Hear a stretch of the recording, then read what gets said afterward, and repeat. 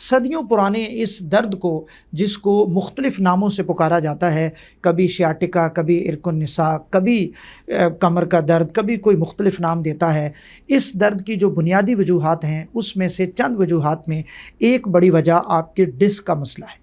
Disk جو ہوتی ہے وہ ہر دو موڑوں کے درمیان ایک قدرت نے ایسا سٹرکچر رکھا ہے جو ہماری کمر کو لچک فراہم کرتا ہے، کمر کو سپورٹ دیتا ہے۔ جب ہم کمر کی ایکٹیویٹیز کرتے ہیں، آگے جھکنا، پیچھے ہونا، دائیں ہونا، بائیں ہونا، تو دونوں موڑوں کے درمیان ڈسک ایک کشن کے طور پہ کام کرتی ہے۔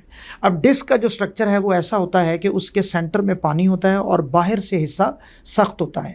وقت گزرنے کے ساتھ ساتھ اس میں جو بڑی کامن تبدیلیاں آتی ہیں ان میں سے ایک تبدیلی ہے ڈی جنریٹو ڈسک ڈیزیز۔ وہ کیا ہوتا ہے کہ ڈسک کا اندر والا حصہ جو ہے وہ ڈی جنریٹ ہو جاتا ہے، یعنی اس کا توڑ پھوڑ ہو جاتی ہے اور وہ اس طرح سے برقرار نہیں رہتی جس طرح سے پہلے ہوتی ہے۔ ڈسک جب خراب ہو جاتی ہے تو وہ ہر دو موڑے کے درمیان جو سپیس ہے وہ کم نظر آتی ہے ہمیں ایکس رے کے اوپر، اور پھر وہاں سے درد سٹارٹ ہو جاتی ہے۔